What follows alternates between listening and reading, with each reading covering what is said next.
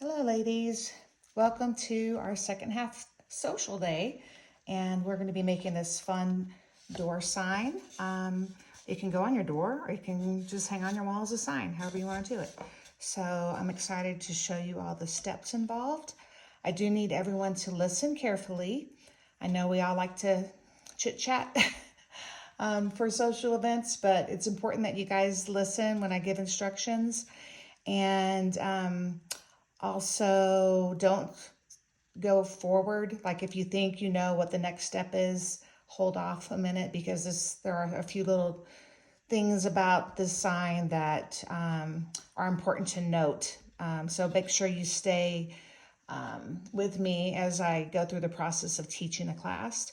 And let me know if you have any questions. Just raise your hand if you have a question, and I'll be happy to help you. Okay, so let's get started. So everyone has a round wood sign in front of them, and I've already prepped it in some way. So I've drilled some holes, I've attached a wire, and I've put a piece of blue painter's tape, and I've also painted the bottom half white. And I had to do that just in the essence of time.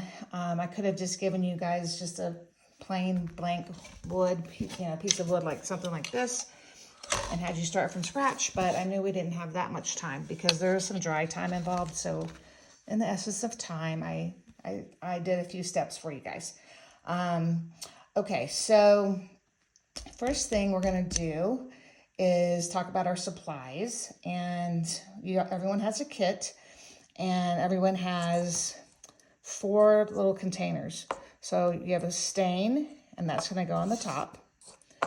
You have a Mod Podge, and that will be used for coating the white part of the board. You have some white paint. I'll talk about what that's for in a minute. You have some black paint. That's for lettering. And then the final step is varnish. And the varnish is for when, if you want to finish off your sign, so you want to hang it outside, and it'll just help protect it from the weather. If you leave it in your house, you don't necessarily have to varnish it, but it just protects it, and it actually helps it to keep it from, like if it gets dusty, it's easier to dust off the dust. So anyway, those are the mediums you have in front of you, and each one of those has its own brush. So you have 4 brushes, and you also have a little makeup sponge. Okay, the makeup sponge is only going to be used for the black. Okay, so make sure we only keep that one for the black. The rest of them each have their own sponge, and as we're using them today, when we get done with a particular one, for instance, we're going to start with a stain. When we're complete that step, I would like you to notice there's a water container on your table. Go ahead and just, when you get done, dunk that sponge brush into the water. Just leave it in there. And then that way I can clean them up later. But we don't have time to go back and forth and wash these brushes. So that's why every color, every medium you have in front of you has a different brush. So as we use them, just throw them away, or not throw them away, put them in the water container. Okay, so there's the paints. Let's see, the other things you have in front of you, you have a little bag that has your beads. That'll go on your hook. We'll do that at the end.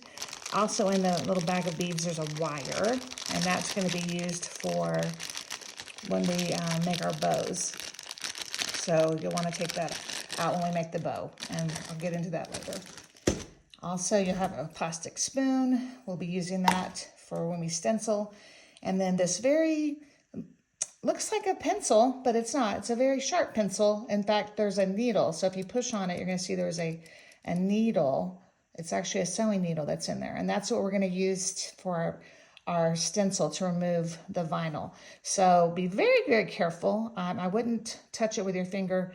Just push it down on the table, if you need to, or your sign, maybe on a safe place on your sign. You just don't want to poke yourself, okay? So be careful with that. Also, you have some greenery. We'll put that on the at the end when we put our bow on. And then we also have the stencil, and that I will explain later. And that's what we have for supplies. So first step, we're going to take our stain, make sure it's the stain, give it a good shake.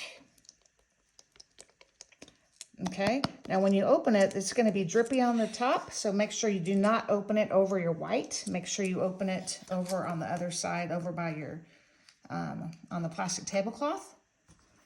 Okay, take one of your clean sponge brushes and give it a nice little stir, because this has been sitting since last night.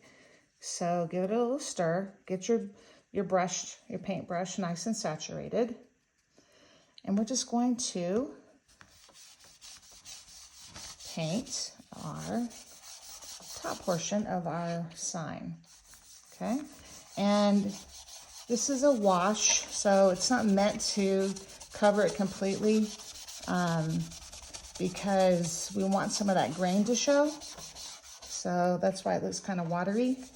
And it's actually not even a real stain. It's just watered down wood. And if you get it on your hanger like that, don't worry about it. So yeah, just get it on there as evenly as you can. It might look a little funny, a little patchy. It's okay. It'll dry all right.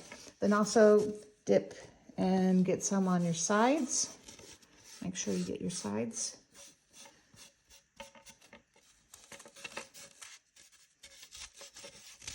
Okay. Just down to the blue tape. Don't go past that.